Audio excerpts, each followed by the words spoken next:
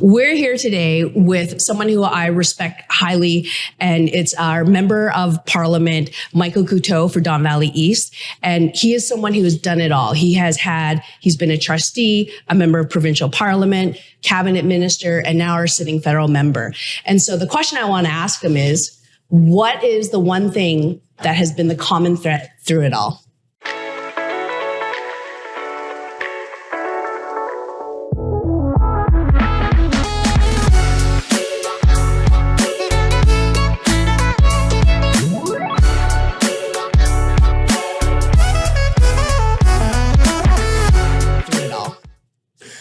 Thank you, first of all, for having me on the show. I watched a couple of the shows. It's a great show. You're doing a great job, and you should be very proud. People ask me, like, Michael, how did you keep going? You've switched 3 different levels of government, or at least, 3 different branches of government. I've worked in the not-for-profit sector, ran for leadership. I would say, like, there's 2 ingredients I think that have kind of kept me going. And it's obviously, my family, my wife and my kids, and just being supportive.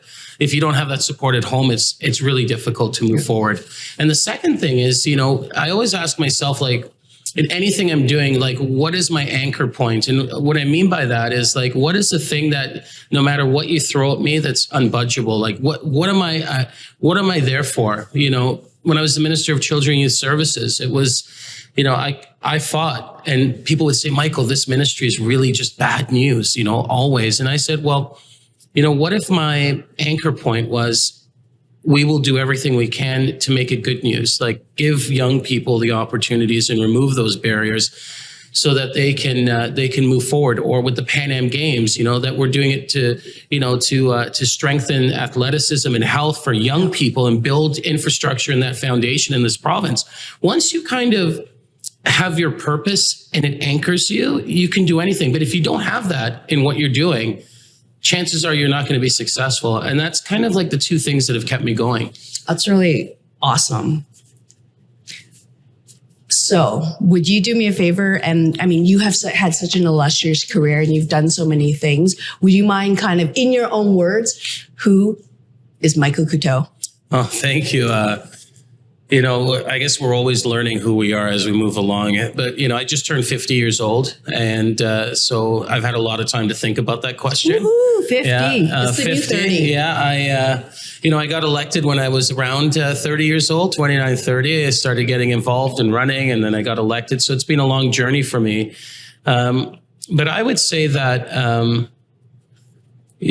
what would define me would be, the things that, I'm interested in, the interests I have, where my free time goes. I came from England, and my father's Grenadian. My mother's, was British or is British. And I would say that I'm a combination of, parts of those cultures, growing up in Canada since I was like 4.5 years old. But I think what's defined me the most is my time I spent growing up until about 25 in Flemington Park, with so many different cultures. And I think at the end of the day, I'm not here to judge people. I'm not here to put people into boxes. Let people be who they are. That's not my job to do that. But what my job is to look for ways to better the world around me. And Flemington Park was a place that was 16 years old, actually. And I don't know if I ever told you this story. I've told this story so many times. So I sometimes feel like I'm on constant repeat. But I was about 16 years old, and there was a pool in our backyard in the buildings we lived in. It's 7 Rochford Drive. And it was a community pool, and the fence was open. And it was just going from winter to spring. And the water was getting a bit mushy, and the kids were playing on the ice. And, I said to them, you're going to fall through the ice, because the pool was full. And, the kids were like, they told me where to go. I saw a couple of fingers. And, Yeah. But I saw the superintendent later on, and I said, hey, kids are going to fall. Someone's going to get hurt. Nothing happened. Called the management office a few days later. Nothing happened. Picked up the phone, used the white pages, found the MPP, phoned the MPP, and in an hour, someone was out there fixing the pool. And I realized that, if you care about your community and you could figure out, the mechanism or the, what could be used, the tool to actually get things done, you can actually do it. And to me, I think that kind of defined, who I was. Like, there's problems in my community.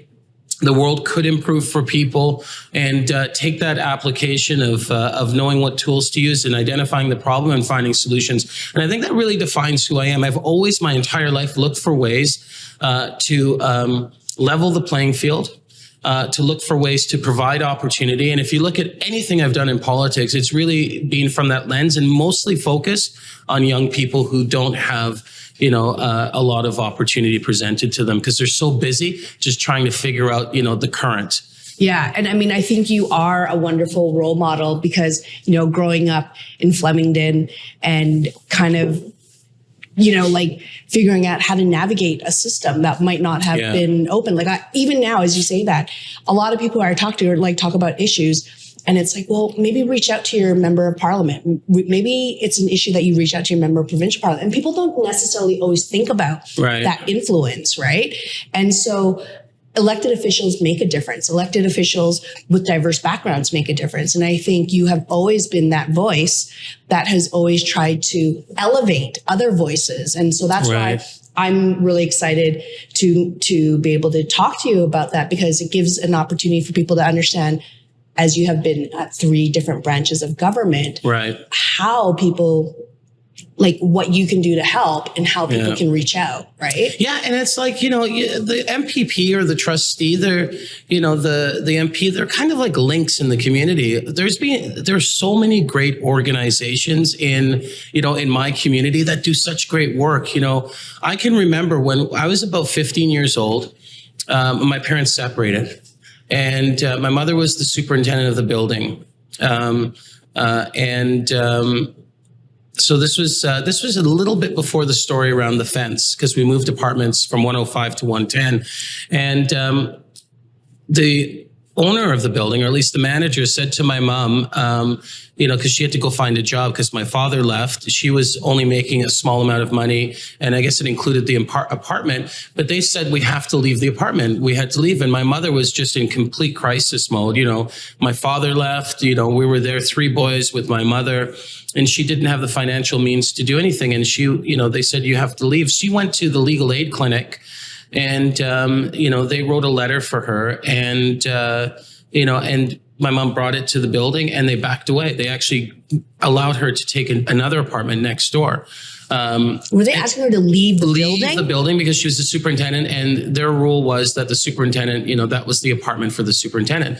So it was interesting. So years later, here I am, as an MPP, representing Flemington Park, the same Flemington Park Legal Clinic. The name has changed just slightly. I think it's the Don Valley East Legal Clinic now, or Don Valley Legal Clinic. So they brought me in, and they asked me to speak, and I told them that story. And I thought to myself, here I am as the MPP, working to support an organization through, budget allocations, being a representative to make sure that these organizations are healthy, but being also a direct, someone who was directly impacted by, the power of such an organization. Yeah. Many years ago, my mother was in distress, and this organization,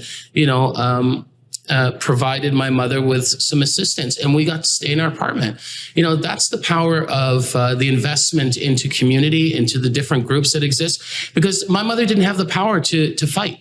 Yeah. A lot of people, the world, we talk about affordability. We talk about, the migrant story, we talk about people challenges with mental health, just someone in their family needing help. Sometimes we just don't have it in us to fight. So, we as a society have not only put together these programs like public education, healthcare, but we've also put these positions in place, these organizations to help us. Yeah. And I think that's the beauty behind being involved in politics and being able to identify problems. And you don't have to be the one who figures out the solution. A smart politician is usually the one that listens and takes that solution and applies it. But all my life, I've just identified problems through listening and also provided solutions through listening. And I think that's also part of what makes someone successful in this type of, this type of work they choose to do. No, and I think that's really, eye-opening and really inspiring in the sense of listening is a powerful tool, right? Yeah. So how did, I guess I wanted to take a quick moment, what was the moment that got you to run for trustee? Right? That's kind of was that your first foray into politics? No, for an elected? no. Okay. So, my parents separated. I had a rough time at school. I stopped going to school 2 or 3 times. I went to summer school every single summer, sometimes 2 credits. I went to night school twice. I struggled with school. I think my literacy level, by the time I left high school and I got into university with a 61.5 average, they had an open door policy at Carleton. But I think my literacy level was probably grade 9, grade 10 when I got into university, to be honest. But I got in with a 61.5, and it was with, art, gym, they were right. Not to undermine those things, but I was pretty good at art. I was pretty good at gym. And, there's some history. I always loved history. I just listened to the stories and I could at least articulate those stories back. But I got into university, and I think university and education saved my life. We were 5 of us when my father's there in a 2-bedroom apartment in Flemington Park. I went to go visit a friend at Carleton. I went to go visit a friend's sister with my friend at Western, and it opened my eyes. I couldn't believe the institutions that I was seeing. It never crossed my mind. It was never a conversation in my house once about going off to university. But when I saw that, I was like, why would I go into work, right after high school when I could go for 4 years to a place where people are my age, who are learning, who are studying, who are socializing, they're building themselves. It's kind of like this buffer zone between, totally. between finishing high school and starting real life hard work, right? Yeah. So I got into university with that 61.5. I taught myself, and with the help of some other people, how to study. I increased my literacy level drastically. I had, great professor, Professor Duncan.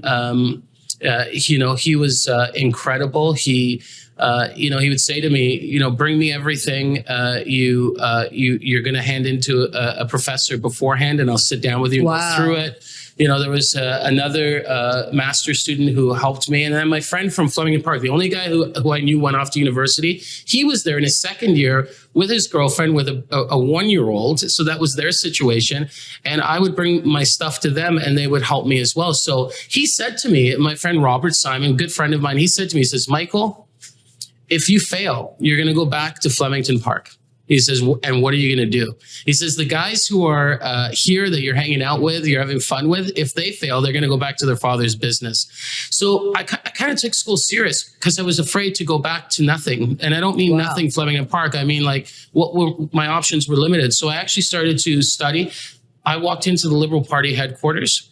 I read a little bit about the different political parties, decided I was a Liberal because of, the immigration policies. You remember 1967, 68, Black people weren't allowed in the country, so Trudeau changes that. And, I'm reading about this stuff. I'm like, okay, that kind of speaks to my values. So I decided I was a Liberal, went to the Liberal Party headquarters, asked how I could help. And that was my entry into politics. 2-3 years later, I was president of the Young Liberals. I was working for a minister in the Chrétien government, and I got exposure. But, I was still very naive. I was still very inexperienced. I can remember going to these events at the Liberal Party, not knowing how to use my knife and fork properly. Oh, I can relate to that. I can relate. It was a different world for me. And, besides Greg Fergus, who was the president of the Young Liberals then, there was not one Black person that I saw in that world. So it was a strange world for me. It was uncomfortable. I felt, looking back and reflecting, I felt a bit of, I would say that, just, subtle forms of racism that were presented in that world when I was young. And, I didn't notice it at the time, but I reflect now and I think about that. But I kept moving forward. I kept learning. I had good friends who taught me. I listened. I met my girlfriend who became my wife. Started to build myself. And I got to a point where I was working in government, and I realized that this was not the best option for me.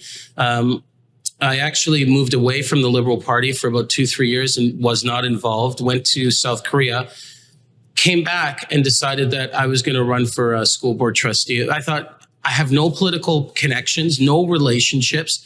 I can knock on every single door in this riding and at least try to convince people person to person that I could do the job. And I didn't have the support of the school board trustee, who was Shelley Carroll at the time. I didn't have support of David Kaplan. I didn't have support of the unions. I didn't have support of the local leadership. Yeah. But I had 4 friends, and we knocked on every single door, 45,000 doors, and we won that election. After spending 6 months knocking on doors and talking to people. And that was my entry point. I didn't expect to win, but we won. And I haven't looked back since 7 elections, later. I know. And it's like 7-0, Yeah. Well, it's funny because, I'm going through a redistribution. I was thinking on my way here that, I haven't lost an election, but the only thing that may, end my career in politics is a boundary shift through legislation. Right. So it's so interesting, but I haven't regretted one single day in politics. It's been an incredible journey for me. And I've been able to do this for 20 years, and not many people have that opportunity to serve their community. So I feel very privileged. If my job finished today, I would still be very, very happy for the work that I've been able to do. Well, no, it's so true. And I think that your community has stood behind you because of your hard work, like through and through. You've always, get out there, knock on doors, talk to people, and you've always listened to people. Yeah. And I think when people feel heard, it's not what you say to them, it's how you make them feel, right? Well, I would say that, from knocking on doors during the toughest election ever in 2018, when, of course, the provincial Liberal Party lost most of its seats. I think there were 7 of us that won. Is it 7 or 8? 7. 7. I know there's some really quick changes at the beginning, but 7 of us. I would hear at the door constantly that, Lori from your office is great. Oh, Andrew from your office is great. Peterson from your office is great. Those folks in the office who returned phone calls, who made the time to drive to someone's house to give them, something that was signed that they needed. Those are the types of consistent, relations you build in the community that actually, we only won by 1,000 votes. We went up against the deputy mayor of Toronto. We weren't expected to win. Even the polls had us losing. But it was because of those relationships over the years that I think made the difference. So yes, in one way, I was out there knocking on doors, but I really, really believe with all my heart that my staff at that office played a major role in winning that election by just over 1,000 votes. Oh, 100%. Yeah, because and that was some of these folks. That these are hardworking people. Oh yeah, they were on call all the time, and they wanted to be right. Like it was like their heart was there. Yeah. Even if we and that's the realities of politics, right? That it is how you get voted in, and you can get voted out. And if there's a wave, don't know, that's what happened in 2018. But I think one thing that is a testament to you is your resilience, and I think about all the different portfolios that you held. Yeah. And even your portfolio in the anti-racism directorate, which was a first. Yeah. Yeah. Which doesn't exist right now. Yeah, well, there's I think a shadow of what existed. There is still some funding, and I think there's a department that's looking at that work, but it's nothing close to what it was when we were building it up. And we built the anti-racism strategy for Ontario, and the legislation that mandated the collection of disaggregated race-based data. So those pieces are not as powerful today as they were when we were in office, but there are some good things that are happening across the province, and across the country. The federal government has created a secretariat to look at these issues. Stats Canada has now been asked to collect, this type of data. School boards have moved forward. Police departments, you and I were involved in some work with Oria, incredible work in housing, and I would say the gaps that exist between different cultural groups here in this city, in this province, and this country. So there's a lot of organizations now that take this work seriously. And, before people would say, oh, when you're doing anti-racism work, it's just to benefit, people who are impacted by racism. But I've always made the argument, and we've had these conversations before, that when you look for ways to eliminate these barriers that exist in our society, not only are you helping that individual, but indirectly you're benefiting society. You're adding to the economy. Racism costs the economy billions of dollars of lost revenue every single year. Why wouldn't you want someone to have the financial means to buy a home, to be able to invest into stocks, to do things, to, better participate on boards. So there's a lot of great work that's come out of the work that we've been able to do, and people in the past as well. So I was really proud of that work, and I think it's it's going to continue, and it's important that people who believe in this stuff continue advocating for it. When you mentioned the piece about how racism costs all this money, can you speak to how that would translate into dollars and cents? Well, I remember there was a report that came out by, I believe it was YACE, an organization out in the West End that does work with young people. They put out a report that looked at the Jane and Finch community, for example, how much money is spent in incarcerating people from that neighborhood, how much money is spent on the judicial system and policing in that one neighborhood. And the number was astonishing. Like, I'm talking tens of millions of dollars. And not to stigmatize a community like that, but imagine if that money was being invested into the right type of programming, preventative programming. Imagine that money was being used to open up opportunity. Then you get almost like it's not the 75 million you're spending, but it's also what's the potential loss of earning. And you put those together, that's when you're getting into the hundreds of millions of dollars in one community that, can actually be used to generate even more positive impact in a community. But, not only, like, I don't want to speak to just, the policing and judicial impacts, but what about, for example, the Toronto District School Board, back when I moved a motion to start to collect disaggregated race-based data, myself and Bruce Davis did that at the TDSB. We knew that there was a problem in the community. And then we found out from the statistics that, Black males, it was 40% plus, actually it was Black students, 40% plus that were not graduating. Well, what does that mean? How does this impact the Vietnamese community? How, what were the communities from other parts of the world who were, perhaps newer. I remember Portuguese communities being impacted in a different way. So all of these different statistics come in, and we can then say, wait a minute, there's something happening here. And once you put in the right type of resources to get young people to graduate and increase those levels, you get more productivity because people are, becoming better skilled. And then you're actually looking for, you can start to see a positive impact.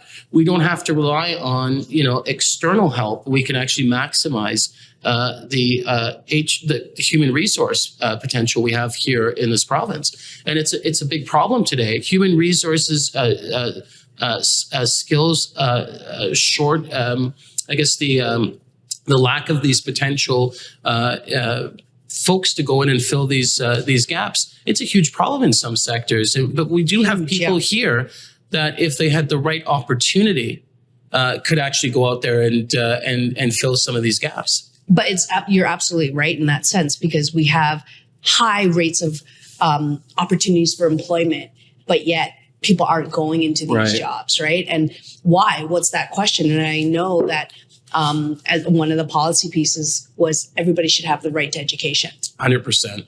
And because education is the tool. And when you talked about the piece of, I grew up in a family, we never talked about me going to university, but in your whole entire community, you knew one guy who was in school with a 1-year-old kid. Like, when you think about university students, they're not really having a family, right? And to overcome that and to be like, hey, and for you to have that drive to go, okay, no, I need to be in university. Yeah. And even that, to have a professor to help you, like, did you ask for help or how did this come about? Because I don't think that naturally. It was, he was incredible. His name's actually was Duncan. First name was Duncan, but it was Duncan McDowell.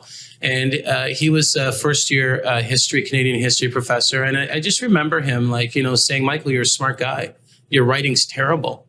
Bring me your writing before you hand it in. Like, to me, I don't know if people do that still. Yeah. But there's always been teachers throughout my, my career who've looked at me and said, Michael, you're actually smart. Like, stop, acting like the fool. Stop, like, focus. And it's every report card you've ever seen that I've ever received, Michael needs to focus. And, you come across people in life who are there, who help you. And, when I got to the Toronto District School Board, it was Sheila Ward and Bruce Davis that helped me. Yeah. They helped me. I knew nothing. And I got to the school board and they helped me. I could phone, I don't remember phone numbers, but I remember both their phone numbers because I called them every second day for advice. And, you get people who help you in life and, you just have to look for ways to give back. In fact, Robert, the guy who helped me, who was from my neighborhood, said to me, he said, I'll help you always. Make me one promise. And I said, what's that? He goes, help one kid from our community. And that was his way of in fact, he may have said two. He said, just give back a little more than you've received. And I've always kind of said that's the way it should be. Oh, I agree with you. I mean, I feel like I've been very fortunate because I'm a daughter of immigrants who no one told me you have to go do this. When other kids had their parents traveling, crisscrossing across Canada to go check out university tours, I had to read about books and look it up myself or talk to my friends and to their parents. And it was not because my parents didn't want to, they just didn't know how. And they were like, I'm sorry, we don't know the system. Yeah. And so I think I'm very humbled because every success that I've had is not mine alone. My success is because of the people who just were willing to give me a few extra moments of their time, who were just willing to take my call and answer my questions. And I'm super grateful for that because why would anybody want to help? And I'm a big believer in terms of the work that I do to want to give back. And I think that's why I'm attracted to people like you and others who are like, let's do something. You just got to watch out for the haters because they're out there too, right? The folks that don't want you to do well, that will detract you, that will take that energy. Yeah. You've got to be careful on, with who you work with and how you work with people because there's a lot of pros and cons out there. And, Canada as a whole now, you're starting to see this, like these big divides and, in even the very basic foundational values that we hold as Canadians, like, public education, public healthcare, so we're starting to see these rifts that start to build between us. And I think, again, going back to the anchor, figure out what will hold you to the ground, what what you're actually, anchored to, and you will be unstoppable. Yeah, no, I love that. And it's so true. And it's truth. Yeah. Right. I feel like doing politics now is very different. Yeah. I think even like COVID, something seems to have happened since COVID, but the environment that we're in is very different. And it seems like people are much more outspoken about things that they're angry about or. So interesting you say that. Someone asked me today, how come you're not doing videos? Pierre Poilievre is doing videos all the time. Someone said, well, why aren't you doing videos? And I said to the person, it is easy to make a video and capture frustration from people. It's really hard to make a video and sell hope. There's some people like Obama that were really, really good at it. But, if you put together a new proposal for, an expansion in a hospital and you make a video about it, it's a good news story. Sure, you're going to get people saying, that's great. Nice, Michael. Great work. That's what we expect from you. But if you get a person speaking about, something that's happening, and you waited in the, at the hospital for 10 hours and this happened. And say, well, wait a minute, that's bad. I don't like that. It gets people angry. And it seems like as people, we seem to, going through COVID, we seem to be frustrated, and it's a fair thing. People are frustrated, people are frustrated, and that's okay. But when we tap into frustration to build a narrative, to attach that frustration to politics to build, there's something wrong with that. Yeah. There's nothing wrong with being frustrated, but there is something wrong in building yourself politically based on those frustrations. And I think we need to figure out how we take those positives, those values, those anchor points, those foundational pieces, and really, and this is a big challenge for anyone who, would consider themselves kind of in the center, or in government. How do you take all of that stuff and keep building and get people involved? Now, there's a lot of people who are involved, who believe in that stuff, who are attracted to that type of politics. But the world has changed. Yeah, no, and I think you're very much on point on that, because you hear it in the streets, you read it in the papers, and there's this division. And the narrative that is being created is not one of let's build better or let's have vision and hope, but it's really polarizing the differences and creating a friction or the wedge, right? And that really concerns me, because I believe that I've had a lot of my successes because I live in a country that put education, public education first, that allowed me not to have to worry that if I got hurt, I'd have to pull out my Visa card before I got help. Right. And I lived in the States before, and I know what that's like.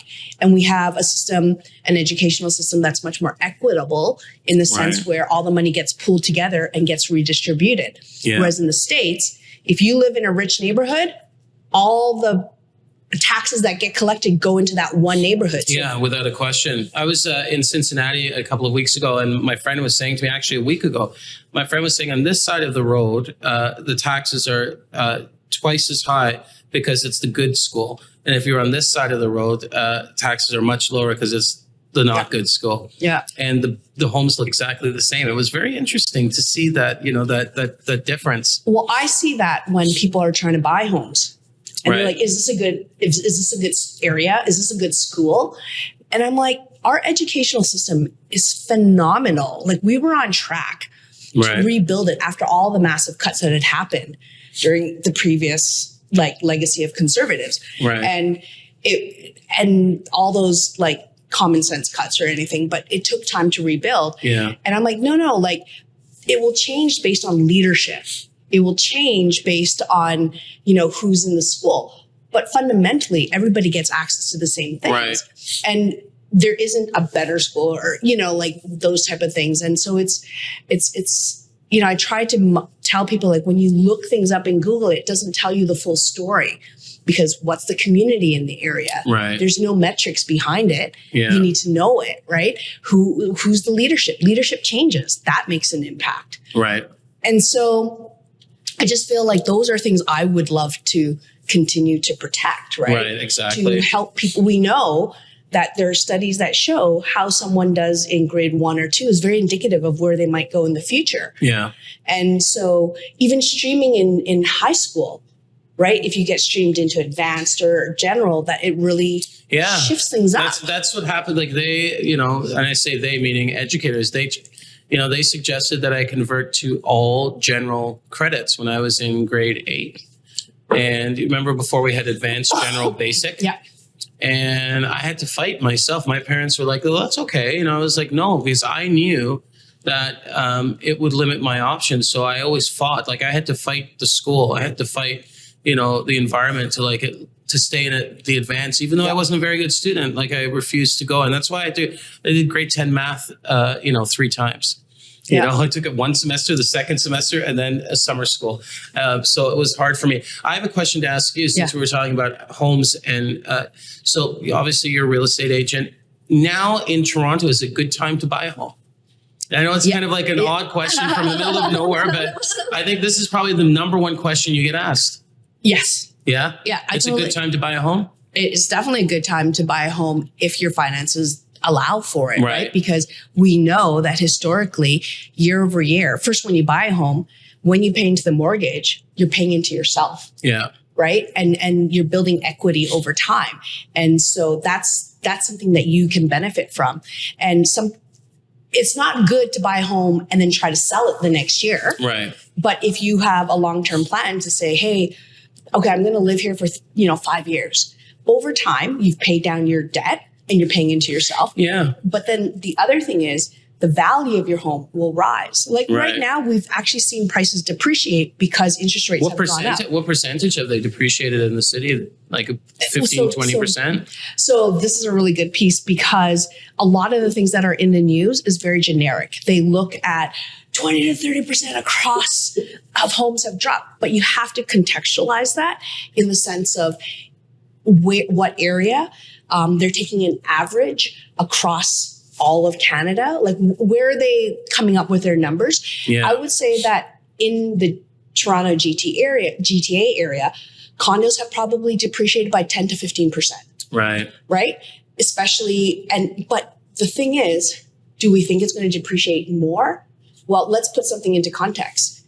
We have a mandate to bring immigration so many levels. people, right? So the market demand is there. People are nervous right now. And the desire for home ownership is constantly there too, right? People want to be in their own home. Yeah, but on the flip side too, rent is so high. So why wouldn't you get a mortgage that you pay into yourself than to pay off someone else's mortgage? I cannot believe the affordability issue and the price like people are paying for rent is just astonishing to me.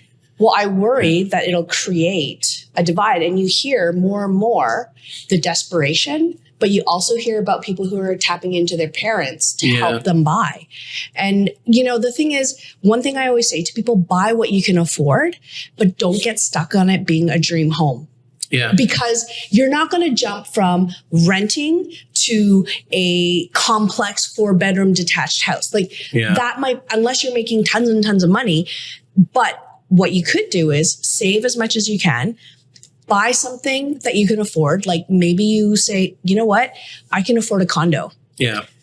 And as you live in that condo, you paying yourself. And, do that for a few years to build some equity and then think of the next stage. And you save money too, right? Yeah. I remember when we did the OREA, research on housing and just discrimination within the sector. And, I remember us having a conversation, a large, the task force, around the Canadian dream. Home ownership is really, for many people, for many families, some people are just not interested in owning a home, and that's fine. But for many, I would say the majority of Canadians, that home ownership is, it fulfills something within inside of you. It makes you feel like, I think my greatest memories are seeing my kids, playing in the backyard with the water sprinkler on. And, and even though the bank owned 90% of my home at the time, it's still, I knew it would become realized eventually. Yeah. And, I just wish, I wish more people could have that experience, because it's, it is something that, is part of, I think, reaching the Canadian dream. So I've been working with a lot of people who are like newcomers, or who are like being transferred from another country. And they're like, okay, so we've got permanent residency. We're going to rent for a year and a half, and then we're going to buy. Right. And that's the common refrain I hear all the time. And I'm like, okay, that's great. What you have to do, save your money. Right. And, try not to over leverage yourself, but save your money. And that's the best thing you can do for yourself. Yeah. And one of the things that you and I, we knew this, like in theory, like, just knowing the way the world works. But the study that we worked on in the Ontario Real Estate Association's Presidential Advisory Group on Diversity, Equity, and Inclusion was that racialized people were usually at a disadvantage of home ownership. Yeah. But it wasn't always equal, right? Because culturally, there were some cultures which put a value on home ownership. And so they would invest, like they would focus on it. And other cultures didn't grow up with home ownership. So that wasn't a priority. Yeah. But then we also know about discrimination that happens, whether it's home renting or hearing about stories that, a person couldn't sell their home. Bank loans, mortgages. I remember a lot of those pieces came up. Well, I hope that we can continue to build a city that offers people, and it goes back to our conversation right from the very beginning, opening opportunity for people so that they can fully participate and that they can go out there without barriers being thrown in front of them to build for themselves. And I think it's the most important thing. And home ownership is just really, at the end of the day, a result of, you know, everyone having equal opportunity to build themselves up. Yeah. And you're totally right. You know, like in your, like all the different hats that you have been as a cabinet minister, as someone who has really advocated for a lot of projects and people and policies, what do you think are ways in which common people, the average person, can work to help? So I go into grade 5 classes all the time. It's the best things I do in my job, you know, for the civics component. And I always say to young people, you don't have to be the elected official. You don't have to join a political party. You don't have to even be eligible to vote. You know, you can be under 18 to participate in politics. You need to, like, you know, make sure at the end of the day that these folks that you don't really know, who are making all these decisions for you every single day, make sure you know that if they're making a decision for you and you don't like it, that you actually speak up. It can be sending a letter. It could be picking up the phone, making a phone call, asking your parents to do it, you know, talking to your neighbors about it. Don't let people make decisions for you blindly. Yeah, like you've been a fighter. Yeah. Don't, like, you know, why should I just have the luxury of making decisions of, you know, for, you know, that impact your life without, you know, you having the opportunity to tell me, you know, how you feel about it. And, you know, I don't want to spend too much time on redistribution, but, you know, what happened in my community recently, while, you know, the map has been adjusted, so Don Valley East, the riding no longer exists in the boundaries it was in before. But the process that the Federal Boundary Commission put in place was that they put a proposal forward. They had people comment on it, and then they listened to those voices and then put out a final report that was drastically different from what they originally proposed. So my community didn't have the chance to actually weigh in. So, they didn't even know about it. No one knew about it. So for me, the most important thing is that, you know, people should always maintain the right to speak to, you know, the policy decision by government and by people who make decisions on behalf of government. So, you know, I'm going to be out there, you know, mobilizing, talking to people, making sure that they understand at the end of the day that their voice does matter, and I'm going to point them to the right direction. I'm going to capture their voices, and I get 5 minutes in front of a committee. It's not a lot of time, but I get to present a case, and hopefully, you know, some recommendation will come out of that to at least give them an opportunity to have their say. So, I mean, in terms of the redistribution, because it's being cut up into 3 different, like it's parceled out into 3 different areas. Don Valley North, Don Valley South, and Scarborough Center, Don Valley East. Yeah. So it's being chopped into 3 pieces. And I mean, you've been out talking to people, your constituents. What are they saying? How do they feel? I was in a room, 200 plus people a few days ago. In a room, it was Thursday night. We had it at the IBEW on Lawrence. And I asked the question, is there anyone who disagrees with what people are saying here today? Because everyone was, you know, saying, this is not fair. This is about process, due process, consultation. We need to be heard.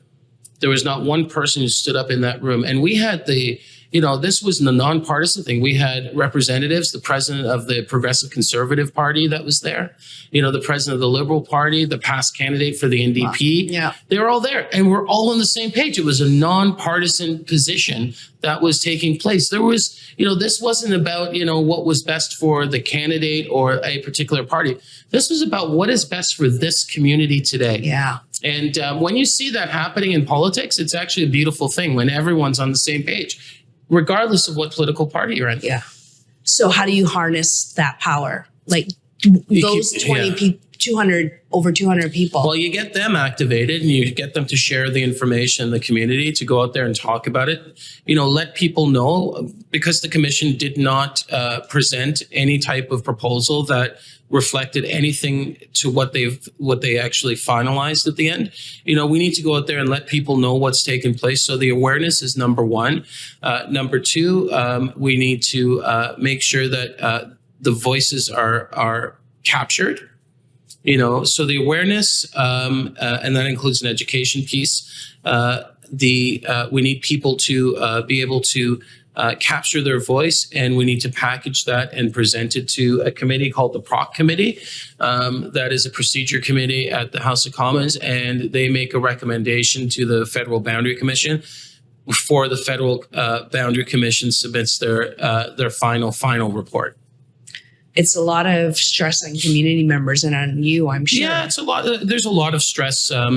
The Don Valley East has been a riding since 1976. It's a riding that has been very successful in, bringing people together, and they are a community. They've been part of North York for over 100 years. That Victoria Park boundary is a significant boundary.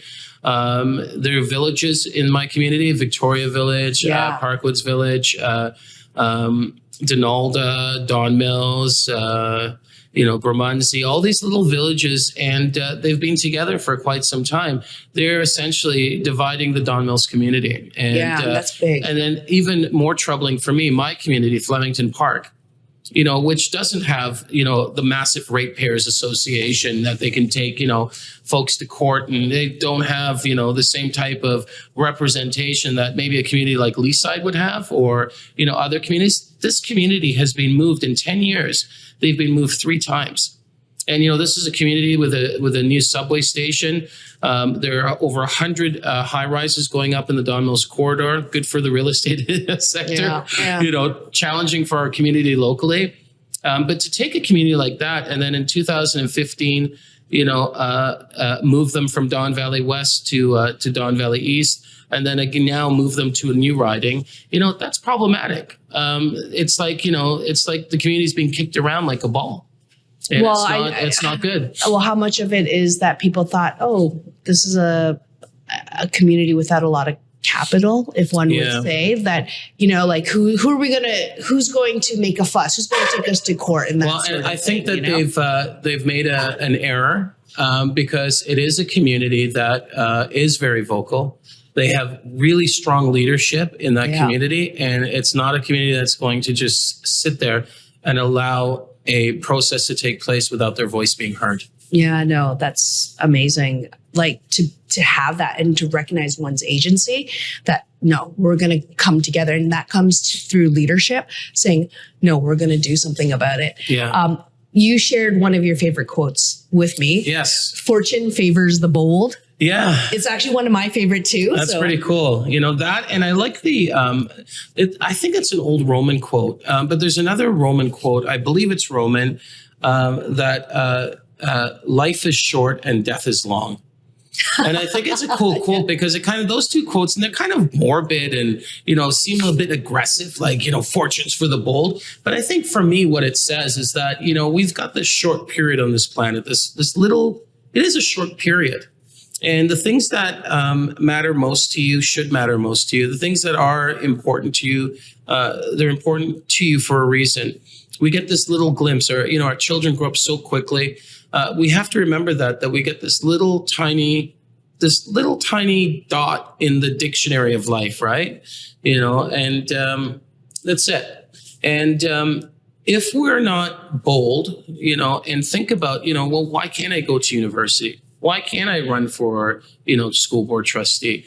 Why can't I do that? Like, as long as we break away from being afraid or having society kind of places into our spot, I think that's an important thing. And that's why I like those quotes. What's your favorite quote besides this one? Be the change you want to see in the world. Yep, that's great. By Mahatma Gandhi, because I think that it's the intentionality of, why are we here anyways? Yeah. Right? Like, if we talk about the things that we want, we have to do it, and we have to encompass it and be it. And so it is a guiding principle for me, and which is why this has been such a passion project for me, because I'm like, just back to the story of I am where I am because of so many people who have helped me get here. Right. But I love telling stories, and it's like, what other way but to share and celebrate all those people who have provided me advice and guidance and support in so many unseen ways, right? And I'm always deeply appreciative of that. And so, this passion project wouldn't be what it is now without. I think it's pretty cool. I know that of course, you're involved in real estate. You serve on boards. you teach, you've put your name on the ballot, to do this is a beautiful extension into, sharing your experiences in life. And I wish you all the best. You're the best, Michael. Thank you. Yeah, thank you. No, thanks for having me. Do you have any closing thoughts you want to end on? Just, at the end of the day, I would say the same message I say to those grade 5 students that I go see is that, your voice does matter. You don't let people speak on your behalf blindly. And everything we do in this world, every step we take, it's sounding like a song, every move we make. But everything we do is governed by political decisions. Yeah. When I go into a classroom, I say, pick any object. They'll say a cup. And I said, well, let's think of 15 things that, politics influences in the creation of this cup, from, the importing, the taxes for resale, what products being used, how it's made, is it registered? Like, there's so many things that impact us every single day that are made from people in these private rooms, in the House of Commons, at the school board, at the Ontario legislature. Don't let people make decisions for you blindly. You have a voice, use it. I love it. Thank you. Thank you. You're the best.